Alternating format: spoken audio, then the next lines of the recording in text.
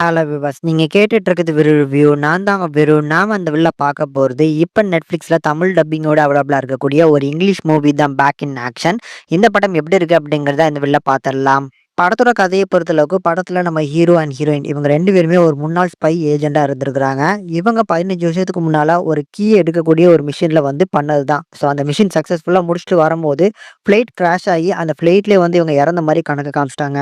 இதன் பிறகு நம்ம ஹீரோவும், ஹீரோயினும் இந்த 15 வருஷத்துல அவங்களுக்கான ஒரு வாழ்க்கைய உருவாக்கிட்டு, அவங்களுக்குன்னு ஒரு பசங்கள்லாம் பெத்துக்கிட்டு, ஒரு பீஸ்ஃபுல்லான வாழ்க்கைய வாழ்ந்துட்டு இருக்காங்க. பட் ஒரு கிளப்ல நடந்த ஒரு ஃபைட்டுக்கு அப்புறம் இவங்க உயிரோட இருக்கிறது நெறைய குரூப்புக்கு தெரிய ஆரம்பிச்சுருது.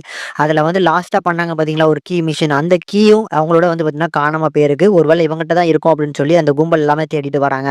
இதனால நம்ம ஹீரோவும், ஹீரோயினும் அவங்களோட பசங்கள இதுக்கப்புறம் எப்படி புரொடெக்ட் பண்ண போறாங்க? இந்த கீய தேடி வரக்கூடிய கும்பல எப்படி ஃபேஸ் பண்ணாங்க? இதுதான் படத்தோட கதை. இந்த படம் பார்க்கறதுக்கு ஒரு பக்காவான ஒரு ஆக்ஷன் காமெடி படமா எடுத்து குடுத்துருக்காங்க. அதுல James Fox and Cameron Diaz இவங்களோட பெர்ஃபார்மன்ஸ் நல்லா இருந்துச்சு. ஆன் ஸ்கிரீன்ல இருக்கக்கூடிய கெமிஸ்ட்ரியுமே நல்லா ஒர்க் அவுட் பண்ணி குடுத்திருந்தாங்க.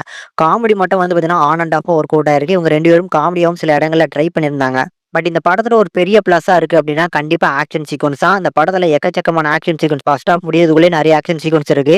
அதுல அந்த ஃப்ளைட் ஆக்ஷன் சீக்வென்ஸ் செம. அதுக்கப்புறம் அந்த பப்ல வச்சு வரக்கூடிய ஆக்ஷன் சீக்வென்ஸ் அண்ட் அந்த பல்க்ல வச்சு வரக்கூடிய ஆக்ஷன் சீக்வென்ஸ்ன்னு இப்படி இந்த படத்துல இருக்கக்கூடிய ஆக்ஷன் சீக்வென்ஸ் மட்டுமே தனித்தனியா சொல்லலாம். ஒவ்வொரு ஆக்ஷன் சீக்வென்ஸுமே சூப்பரா கோரியோகிராஃப் பண்ணியிருக்காங்க. விஷுவலி பார்க்கறதுக்கு நல்லா இருக்கு.